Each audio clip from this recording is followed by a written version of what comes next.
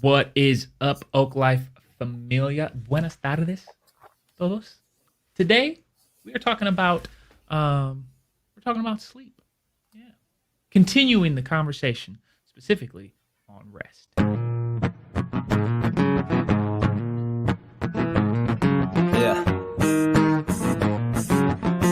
Yeah, look, I get crazy when the mic round. No sense of getting hyped now, but I'm Chris and Greg and Chris back at it again.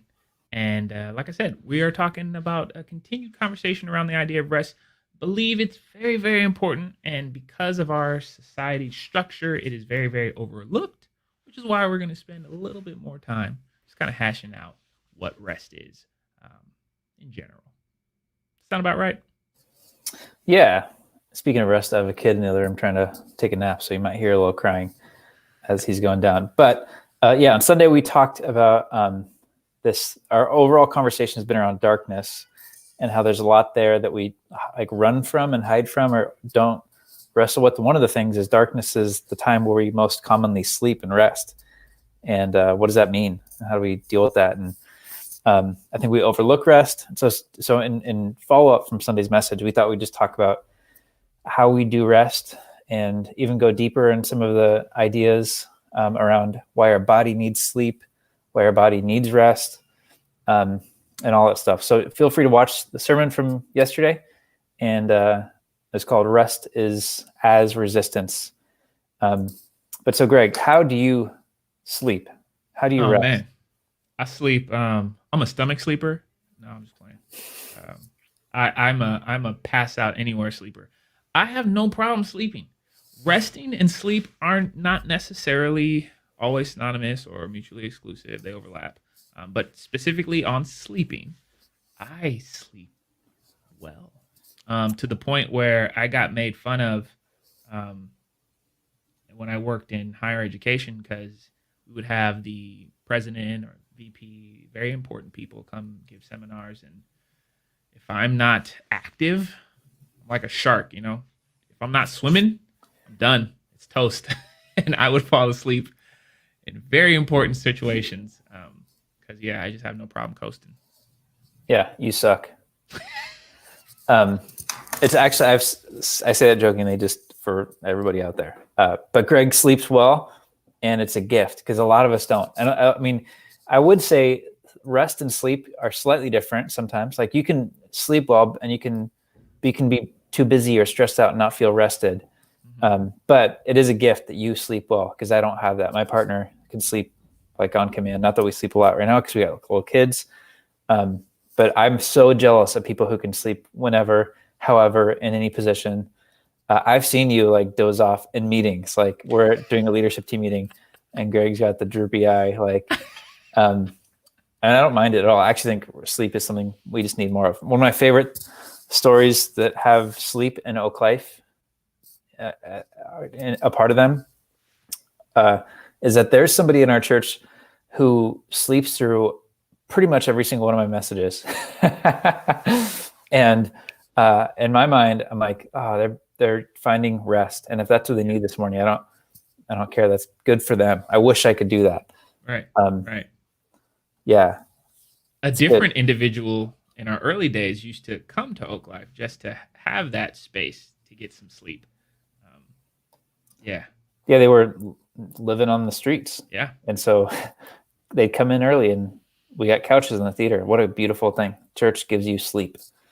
But yeah, on Sunday we're talking about like how actually resting is like countercultural, how pushing back against the ideas that commodify our time and our bodies to like take Sabbath or apply the heart of Sabbath into our lives.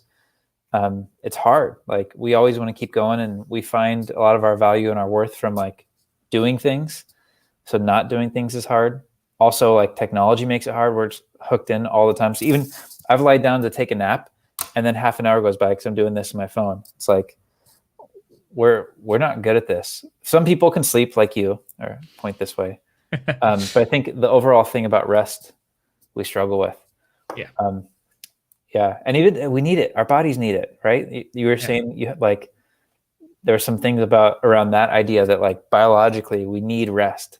freaking love it. The the body has a way of detoxifying itself through sweat, through other means, but the brain, the only way the brain can clean itself is when the body is asleep. So one would argue that the mind gets no sleep because it shifts its type of work, it shifts its function when the body is at rest.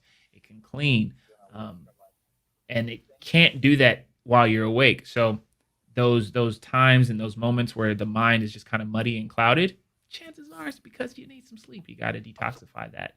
And then the fun thing about the brain is that as far as physical development is concerned, if I go pick up a weight and my body is struggling to pull the resources to pick up this weight, and I do that repeatedly, the brain and the body have this kind of conversation while you're asleep to say, okay, well, there's some things that we need to adjust here.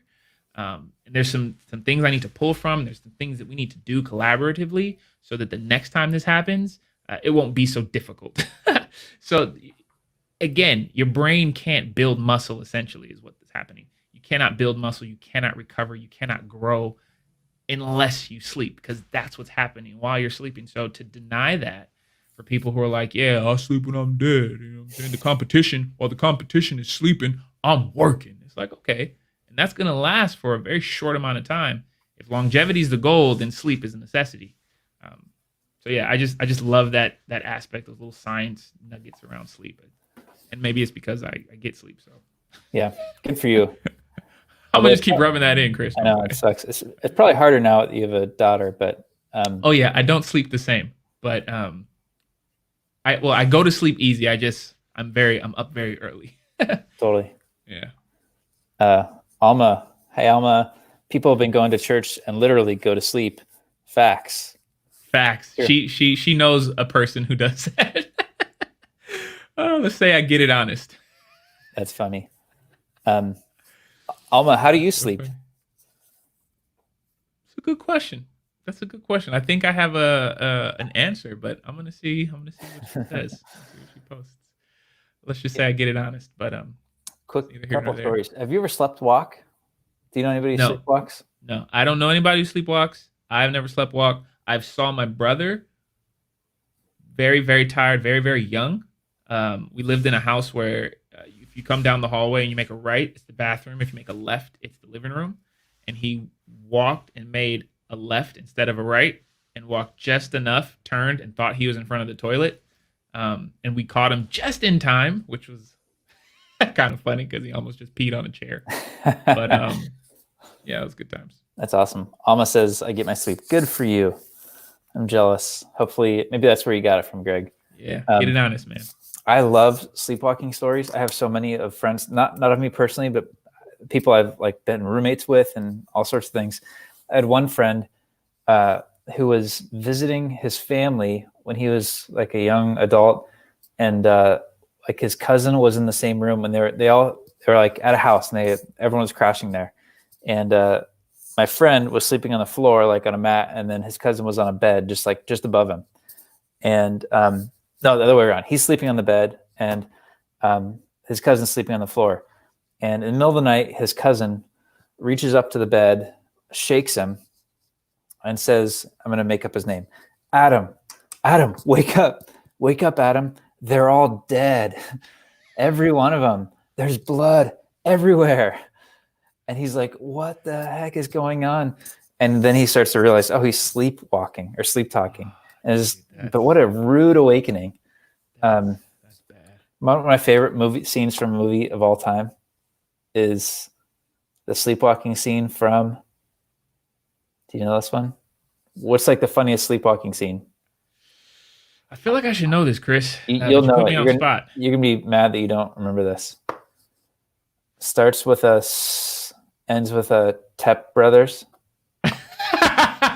Yes.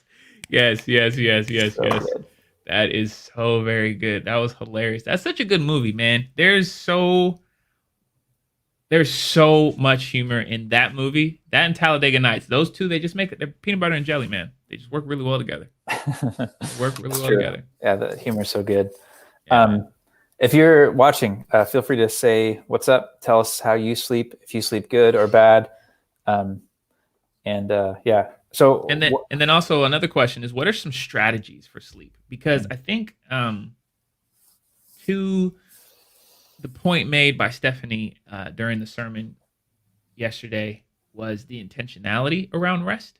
And I think that, like most things in life, the more thought we put into it, the better we can be at it, to the point where we don't have to think about it as much. But for example, I say that by saying, for me, if I know that I'm not going to be able to get a good night's sleep, for example, let's say I'm staying up late or whatever the case is, and I get past midnight and I'm like, all right, man, I'm going to struggle. I have this window of time before I have to wake up.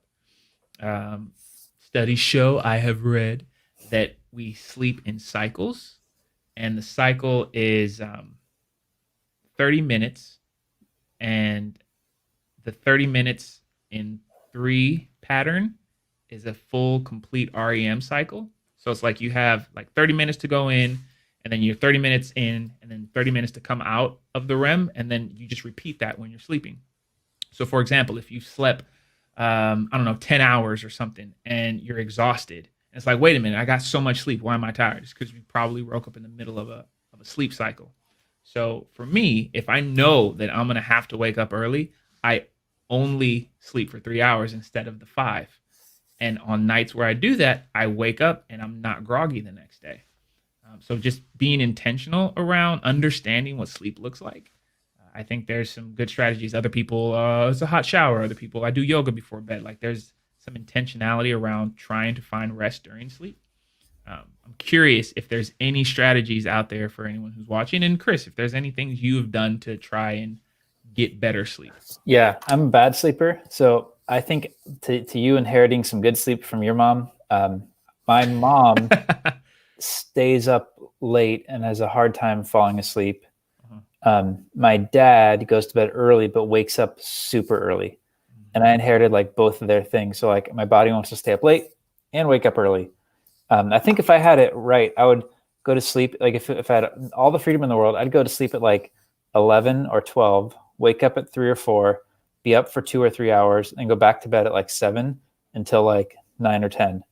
I would love that if I could do that. I've heard that that's actually historically there's what they call waking hour. There's like a lot of people who have that kind of sleep pattern. But to your point, knowing your sleep patterns, like when your body wants to go to sleep, what's the circadian or circadian Sounds rhythm? right. Sounds right. Sounds good to me. Or am I mixing up the bug, cicadas?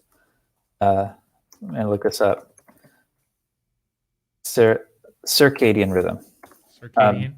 Which is kind of your biological clock. But knowing those things about yourself. And we've messed all those things up because the cues, namely light and dark, have gone away because everything is light all the time. So I think having an awareness of all those things is important, not looking at your phone right before you go to bed. We did at coffee hour yesterday before church, I asked people like, hey, what are your routines? And there were some really good ones. One person every night has like an herbal tea and reads a book and relaxes. Another person was using a weighted blanket. Another person has like they're new moms. They're like, well, I take a shower, I put on this lotion, I pump, and then something else, and then they go to bed. But they have a pattern to it. That's so probably helpful. I don't have any of that stuff. Bro, that's I've tried it all though. I'll try reading a book. Like what works to put me to sleep is watching TV on the couch. But then I wake up an hour later and right. Dude, there's something about the couch, man. I hate when I'm on the couch and I'm just super cozy and it's like, hey, it's time to go to bed. And I'm like, I don't want to go to bed because I'm cozy. And then I get up and I, do the teeth brushing and I get in the bed and I'm awake and then I'm thinking about stuff and I'm like, man. And then I complain and then it's like, just wait 3 more minutes and you're going to go to sleep. That's exactly what happens. But yeah, there's something about being cozy on that couch. Yep. What things make you feel rested? So not just like sleep here, just in your whole being. When do you feel rest? I think there's something to. Okay, so the short answer is rest. It imagery wise, rest is like, let's say rest is down here, right? So then up here would be like intense exertion, and then the trickle down into a moment of rest. So for example, I feel the most rested when I've worked out. So I got a really hard workout, take a shower, and then I sit down and it's like rest. I think that's kind of why our body yawns. There's no science behind this, so don't take my word for it. But in the yawn, you take in this deep breath and your body has to tense in order to do that. And then that release, whenever you release anything, and there's probably some like spiritual aspect to this, but when we release things, you can feel rest, right? If you hold a lot of tension, or you're holding your bladder, or you're holding something in and you get to release it, there's some kind of like peace to that. And I think for me, when I feel most rested is when I've exerted a lot of energy towards something, and then I get to not exert that energy and I feel rested. Yeah, I've heard people talk about that. Like the part of the reason a lot of us struggle with sleep is anxiety or stress. Mm-hmm. And one of the best things you could do to process your stress, to get it out, is to exercise, to exert yourself. Like you can just picture, like, we have energy inside of us. We have like this whatever. And so like channeling that towards exercise. It's tricky though. So I exercise, I run frequently, like decently long distances. And I feel less stressed. I do feel more at peace, but it doesn't affect my sleep necessarily. Sometimes I sleep worse after I've had long runs because my legs are kind of tense or something. But going back to the question of like what makes you feel rested, I do think there's an exertion and then the relaxation after that, like even the endorphins of that is for sure a thing. Mm-hmm. For me, I need to get out, turn off the screens. Mm-hmm. Music will make me feel restful or give me rest.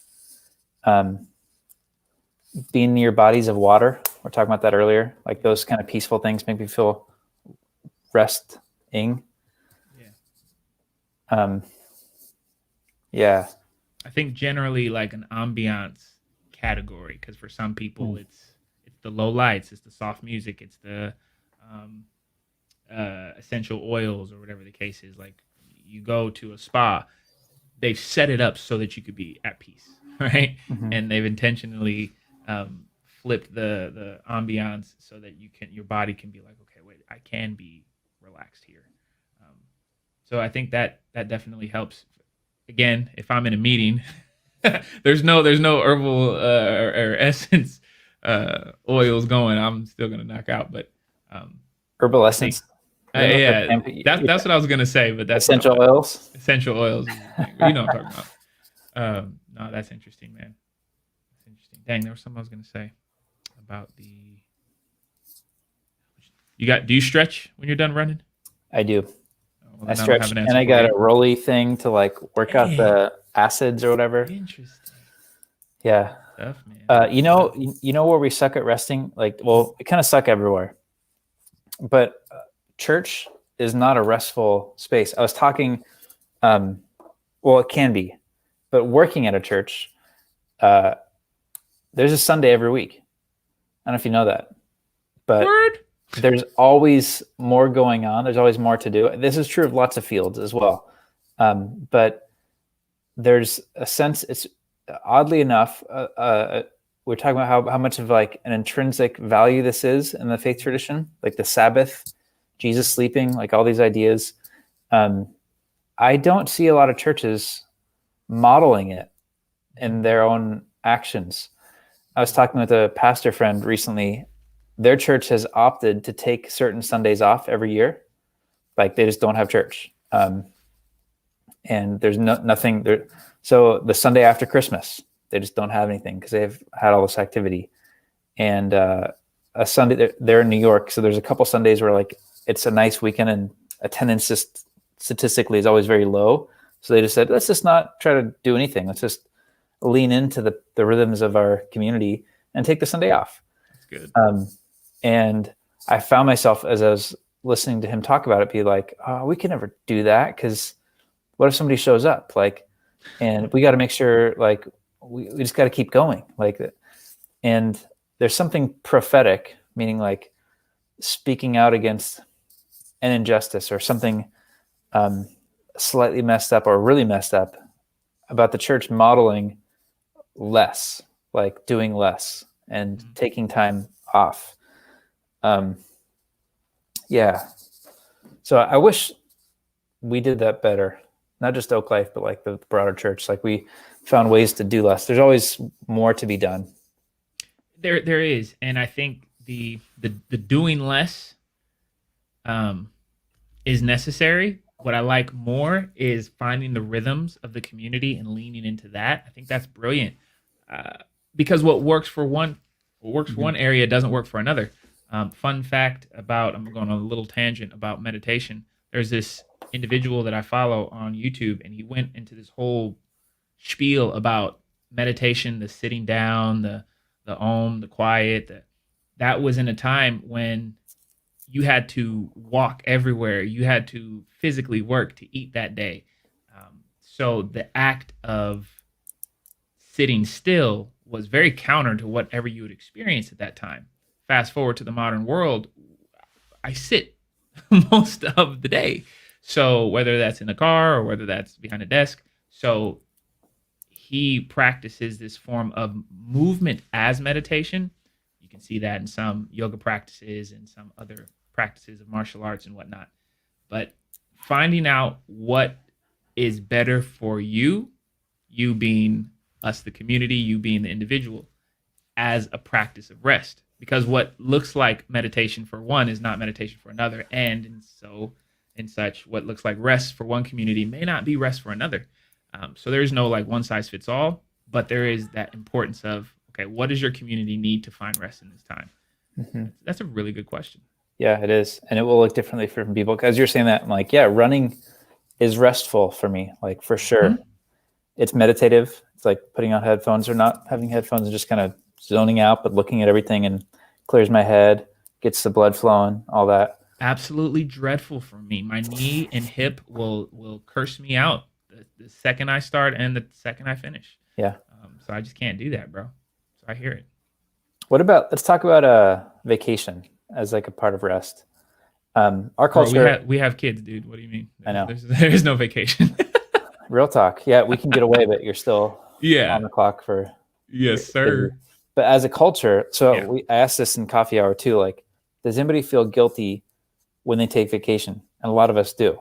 Like, take a weekend off. Like, I feel like I should be doing something else. Or like, there are people who can't take a vacation, so I don't feel like right about it. I wish we would get over that.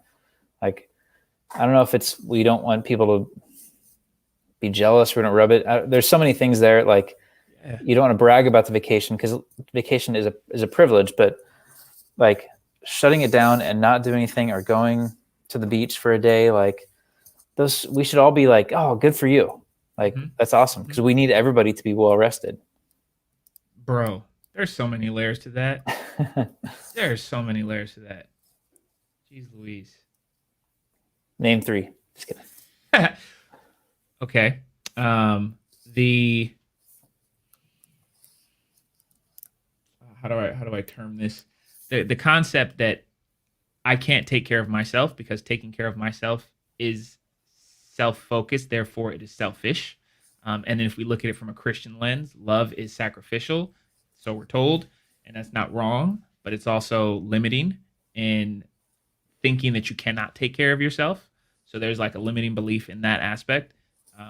There's the idea of, like you said, it seems as if you're bragging when you do self-care. So it's like, I don't want to tell anybody about an opportunity to vacation because people can be jealous. It's a fact. It's part of our human design. We look towards other people's lives and we see what we don't have versus seeing the benefit that person's taking care of themselves, right? And then the third aspect is the energy it requires to travel. I have a buddy who travels frequently. He is a parent. He can do it though. Like, it's just in him. He needs to be in a new environment. And I'm like, kudos to you, bro. You just came back from a trip. And he's responsible. So neither here nor there. But long story short is I'm just thinking of all the energy. Like, it takes to do a trip. Like, I find peace in consistency. Trips break your consistency. So it's like, yo, that's not restful for me at all, but it is for him. So it's like just kind of how we're wired. So again, it's very layered, that whole vacation aspect. There's just so many ways to look at it. But the heart of it shouldn't be. It is like the vacation's a privilege. It's just our culture doesn't value it. We have this history of the Protestant work ethic. Like, it's deeply rooted in our country. Just legally, we get less vacation than other developed countries. Like, we get less. I think we, on average, have like 2 weeks off a year. Like, some European countries get like a month or two off every couple of years, or a whole month of July off. So there's a lot there. You're right. Vacation is a privilege, especially if you're spending money and that kind of thing. But the heart of it should be the most normalized, like, in the same way you have to go to the grocery store, or, you clean your house. Like, you take vacation as a part of enjoying life. And there's one thing I didn't talk about on Sunday, but I think part of the rest idea is it allows us to enjoy life. Like, we slow down and taste the tastes and smell the smells and look the people in the eye, and there's nothing else going on besides just being present to what we have. And that's, if we're not going to experience our lives, like, that's pretty sad. You only got this one. Like, so let's actually be present to it. And I think that Go ahead. You nope. No, you was tail ending. I cut you off. I'm so sorry. I forgot, so you ruined it. It was gonna be really I was good. gonna say is that's the whole point of that movie Soul, and I just recently watched it. And that whole living the life thing. That's good. That's all I was gonna say. So, okay, well, rest up, peoples, and let's fight the man and take naps and not see our value in doing more, but being present more. That's good. That's good. I want to close with a one tip for sleep and rest. I'll do one. You do one. You go first. Okay, I'll do one. And this might bring up a whole nother conversation, but one thing that attacks rest is the idea of scarcity. Like, I have to do more, because if I don't do more, then I'll be losing out. Which is why Sabbath is such a big deal. And it's this idea of trust. It's like, hey, if you trust the process, if you trust the story, if you trust that you will be taken care of, you can take time off. So what's one tip? Trust. Yep. Look to the lilies, the birds. God takes care of us. There it is, man. Blue light glasses. I don't have my cool ones. Yes. That'd be my tip. I don't have mine either. They're at the house. Damn it. I do feel like they work. I have noticed, like, my eyes feel less strained. So blue light glasses are just glasses that block blue light, which is the light that triggers our brain to start waking up. And so when we're on our screens late at night, in the afternoon, late in the evening, our brains are like, oh, it's still daylight. Cool. Let's keep going. And so that's part of the reason screens are so terrible for our rest and sleep, because they trigger our brain to wake up and respond to things. That's a good one. And they make you look cooler. They do. Nice. Yeah. I there's part of me that wishes I needed glasses, because I think they're just a cool facial accessory. We are in such a position of privilege, because I have friends who would probably smack us up right now. But and anyway, go get rest, people. Love you. Continue to live, love, fight, and follow, and wear blue light lenses, because blue lights burn your eyes. All right, peace out, fam. I like to. That's it. That's it for today.